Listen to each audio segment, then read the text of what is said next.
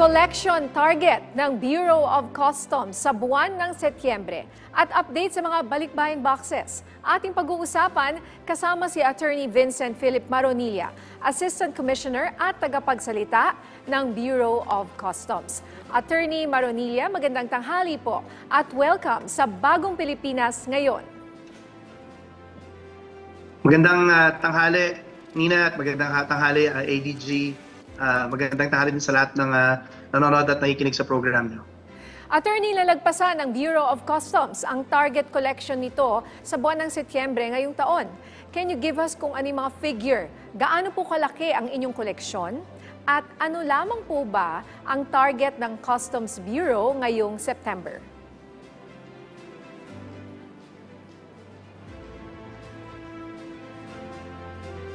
Attorney? For the month of 77.532 billion pesos, no? Pero ang aming nakolekta ay 78.616 billion. Mataas ng mahigit 1 billion yung collection namin para sa buwan na to, no? Or about 1.4% ng target namin. Para naman dito sa update namin for the month of January to October, no? Ang aming target is supposed to be 721.717 billion lang. Pero ang aming nakolekta mula nung January hanggang Oktubre ngayong 2023 ay umabot na ng 739 billion, no? O mataas ng 17.287 billion sa aming target. That's an increase from the target to about 2.4%, no, ang aming surplus collection. Well, congratulations ASCOM and congratulations to the Bureau of Customs for this excellent performance. So, ano po ang nakita ninyong dahilan ng mataas na koleksyon na ito base sa inyong assessment? Well, ADG, of course, nung tinitingnan namin, may mga macroeconomic assumptions din naman na hindi masyadong natupad, no? In fact, yung volume ng imports medyo bumaba siya, no? Ngayong taon na to at ngayon to mga ilang buwan. So, kailangan naming improve yung aming revenue efficiency, no? Gumawa ho ng isang komprehensibong strategiya si Commissioner Bian Rubio para ma-appease yung itong sitwasyon namin ng pagbaba ng volume ng mga imports namin, especially dun sa mga high dutiable imports namin. So, by way of yung strategy na in-implement ni Commissioner Rubio, tiningnan niya yung mga items na maaari namin improve yung revenue efficiency namin. So, despite yung pagbaba nung volume of imports natin, mataas pa rin yung ating collection kasi natutukan namin yung mga items na kinailangan tutukan. Data-driven yung ginawa ni Commissioner Rubio na pag-a-analyze ng mga items na pumapasok. At the same time, in-improve niya yung overall trade facilitation natin para mas mabilis yung paglabas at pagpasok ng mga items, no, yung paglabas ng exports natin at paglabas ng mga imports natin. Same time, rumorolyo ngayon yung ating trade activity dito sa pier at mas gumanda yung ating collection. Para po mas malinawan ng ating mga kababayan sa mga collections ng taxes, duties, and fees ng BOC, gaano po kahalaga ito at gaano po kalaking tulong ito sa mga programa ng gobyerno sa bansa? Amina, ang Bureau of Customs ang pangatlo sa pinakamalaking revenue collection agency, no, ng pamahalaan. Nagko-contribute kami ng for this year we are aiming to contribute about hopefully about 900, no? 900 million to about 1 trillion pesos, no, kung kakayanin ng surplus namin na revenue, no. And this will fund a lot of the programs of the government. Napakahalaga nung contribution natin, no, sa pamemera ng ating pamahalaan. That's why kami, katuwang ang BIR at iba pang revenue earning agencies, no, ng gobyerno ay patuloy na tinututukan, no, ng ating mga economic managers at patuloy na kumukuha ng guidance at suporta, no, galing sa ating Pangulo. Dahil nare-realize din ng ating Pangulo at ng pamunuan ng Bureau of Customs kung gaano kahalaga yung aming revenue collection, no, sa mga programang ipinatutupad ng gobyerno. Hindi ho biro yung 900 million to about 1 trillion na collection na aming idadagdag, no, sa kaban ng ating pamahalaan ngayong taon na to. Okay, Ascom, lipat naman tayo sa topic ng anti-smuggling, no? Kasi kasama rin ang Bureau of Customs sa ating efforts to stop smuggling. Isa yan, pag smuggled ng goods, walang taripa, walang binabayarang tax sa ating bansa. Kamusta po ang anti-smuggling operations ng inyong tanggapan sa buwan ng Setyembre? At gaano po kalaki ang halaga ng nasamsam ng Bureau of Customs? Sa buwan ng Setyembre ADG, no, mahigit 80 milyong piso, no, na halaga ng smuggled goods ang aming na-apprehend at aming nasabat, no. Pero mas mahalaga dito yung overall na anti-smuggling efforts ng ating Bureau of Customs ngayong taon na to, no. Para sa taong 2023, umaabot sa kulang na 40 billion pesos na po ng smuggled goods ang na-apprehend ng Bureau of Customs. Ito po ang pinakamataas na halaga at pinakamalaking bilang ng smuggled goods na na-apprehend ng Bureau of Customs sa kanyang kasaysayan. Ito po ay nasagawa ng ating pamunuan, nila Commissioner Rubio at ng ating Deputy Commissioners for Intelligence, si Deputy Commissioner Juby Max Uy at ni Deputy Commissioner Teddy Rabal, through a concerted effort of combining good intelligence with efficient enforcement work, no. So dahil po dito, madali nating na-identify yung mga items na kailangan nating bantayan, yung mga containers na kailangan nating pagtuunan. At ito nga pong resulta, no. We for this year, di pa po tapos ang taon, ang halaga po at ang bilang ng smuggled goods na nahuli na ng Bureau of Customs ay pinakamataas po sa kanyang kasaysayan. Okay, sa ibang usapin naman po, Attorney, ano na po ang update sa mga natenggang balikbayan box? Ilan na po ang naipadala sa mga ito sa ngayon? Karamihan po, no, halos lahat po na-i-deliver na namin, no.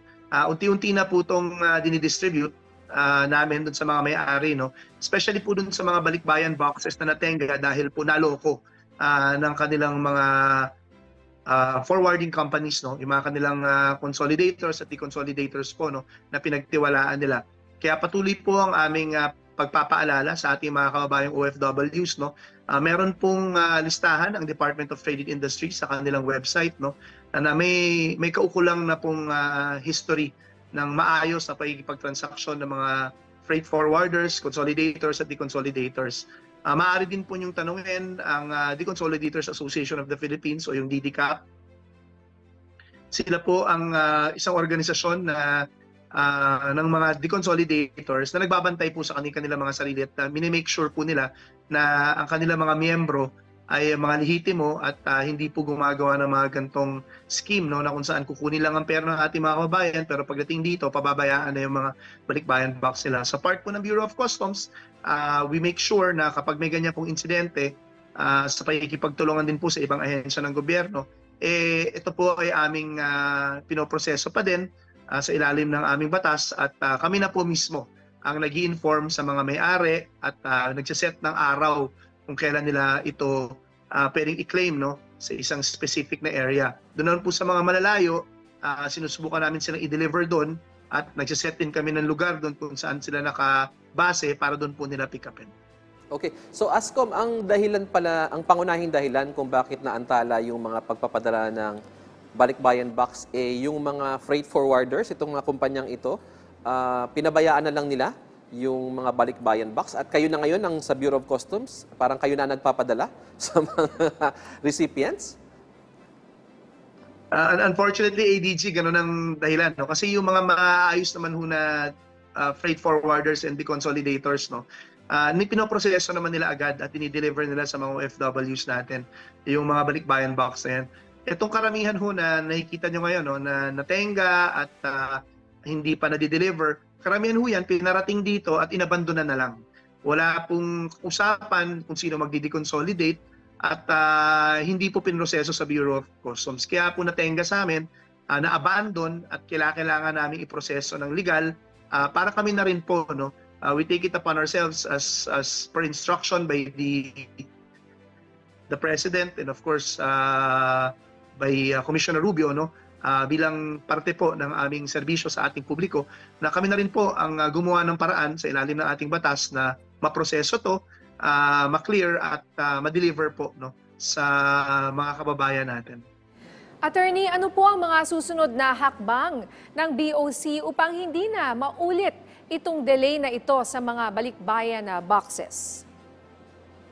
Again, Nina, may mga ahensya tulad ng Department of Trade and Industry at may mga organisasyon tulad ng DDCAP, na meron sila mga websites, meron sila mga contact numbers na makikita nyo. May listahan ng mga consolidators, na historically maayos ho yung pagtatransaksyon sa ating pamahalaan, na-deliver po ang mga balikbayan boxes at hindi naman po nagkaroon ng bad record. Naiintindihan ho namin na may mga bago o hindi masyadong kilalang mga consolidators at deconsolidators, freight forwarders na maaring nag-offer po ng mas mura na fees para po mapadala yung mga balikbayan boxes ng ating mga kababayan sa kanilang mga pamilya. Pero minsan kapag hindi nyo masyadong na background check itong mga kumpanya na to, sila pa po yung una nagiging problema nyo, na naloloko po kayo, nakukuha po yung pera nila at wala naman pong any effort to really release and process yung mga shipment nila. Ang nangyayari lang po, kukunin, padadala sa ating bansa, wala na po, pababayaan na pag nakarating dito. So ang advice po namin is i-educate po natin ang ating mga sarili, lalo na po sa ating mga OFW, sa history po ng mga kumpanyang pagtitiwalaan nila ng mga napakahalagang laman ng kanilang mga balikbayan boxes. Kasi alam naman po namin yung hirap na pinagdadaan natin ng mga kababayan natin para lang punuin to at ipadala sa kanilang mahal sa buhay dito. Sana po, kung ano man po yung pagpapahalaga nyo sa mga gamit sa loob, ganoon din po yung pagpapahalaga na gawin natin sa pagpipili ng maayos na consolidators at deconsolidators na pagtitiwalaan nating pagpadalhan nito mga balikbayan boxes na. Okay, so maging mapanuri po ang ating mga kababayan sa pagpili ng mga ito. May listahan po ba kayo ng mga freight forwarders na ito na hindi maaasahan? Oo, meron ho kami. We will post this on our website, yung mga may history po.